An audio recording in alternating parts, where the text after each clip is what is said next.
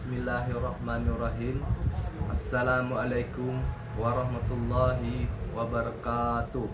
Perkenalkan, nama saya Ricky Ronaldo, mahasiswa Magister Pendidikan Dasar Universitas Terbuka dengan NIM 501162775. Di sini saya akan menjawab pertanyaan dari diskusi sesi 4 mata kuliah studi komparatif pendidikan dasar di berbagai negara. Baik, langsung saja saya akan menjawab pertanyaan pada diskusi ini, di mana pertanyaannya adalah, dalam era perkembangan teknologi informasi dan komunikasi atau TIK, bagaimana Anda sebagai guru pendidikan dasar dapat memastikan integrasi yang efektif dari TIK dalam proses pembelajaran?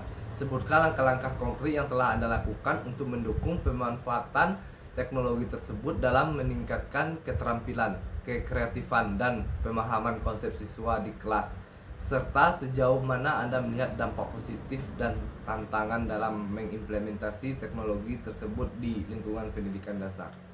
Baik, menurut pendapat saya sebagai guru pendidikan dasar dalam era TIK, langkah awal untuk memastikan integrasi teknologi yang efektif adalah dengan memahami kebutuhan peserta didik sekaligus tujuan pembelajaran yang ingin dicapai.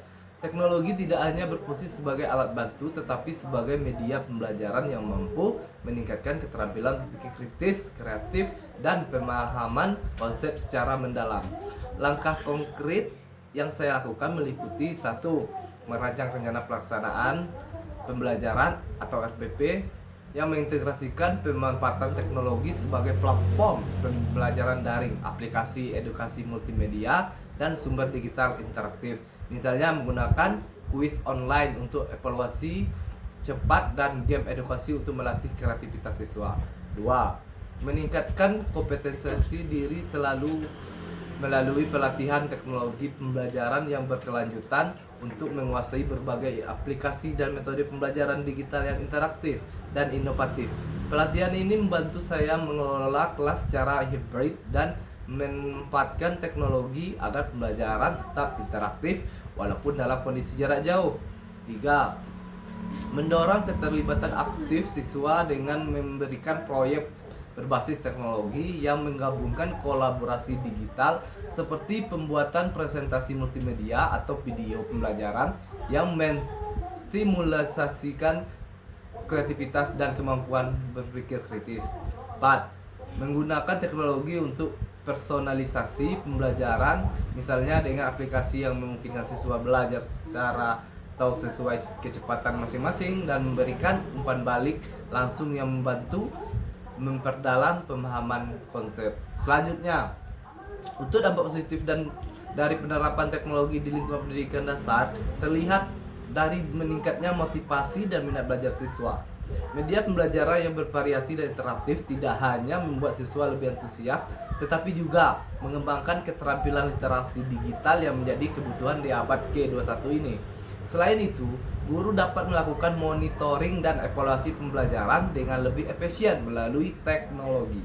Namun, tentang tantangan yang dihadapi sangat nyata dan beragam. Secara umum, tantangan utama dalam implementasi TIK di sekolah dasar antara lain: 1. Kesenjangan digital, di mana tidak semua siswa memiliki akses yang sama terhadap perkembangan teknologi dan internet, terutama di daerah terpencil dan ekonomi rendah. Hal ini menyebabkan ketidakmerataan peluang belajar dan potensi ketinggalan sebagian siswa.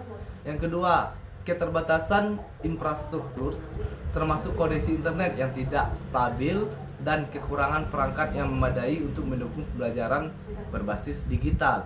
Yang ketiga, kurangnya kompetensi digital guru yang memerlukan pelatihan berkelanjutan, karena tanpa kemampuan yang memadai, teknologi tidak akan efektif dimanfaatkan sebagai alat bantu belajar.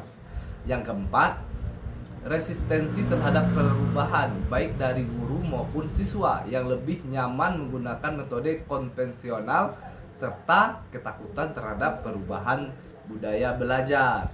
Yang kelima, keamanan dan privasi data siswa menjadi perhatian penting, di mana perlindungan dan pengelolaan data harus dipastikan agar lingkungan belajar digital tetap aman. Dan 6. Keterlibatan orang tua yang kadang kurang maksimal dalam mendukung pembelajaran berbasis teknologi di rumah. Mungkin itu yang bisa saya sampaikan. Oleh karena itu, intinya integrasi TIK yang efektif di pendidikan dasar harus didukung oleh kebijakan dan program yang meliputi peningkatan kapasitas guru, penyediaan infrastruktur yang memadai, serta perhatian terhadap aspek sosial budaya dan ekonomi siswa agar pembelajaran digital dapat diakses secara inklusif.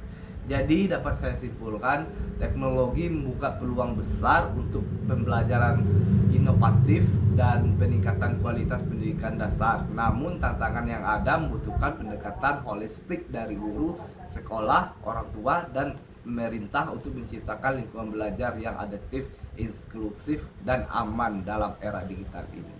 Terima kasih.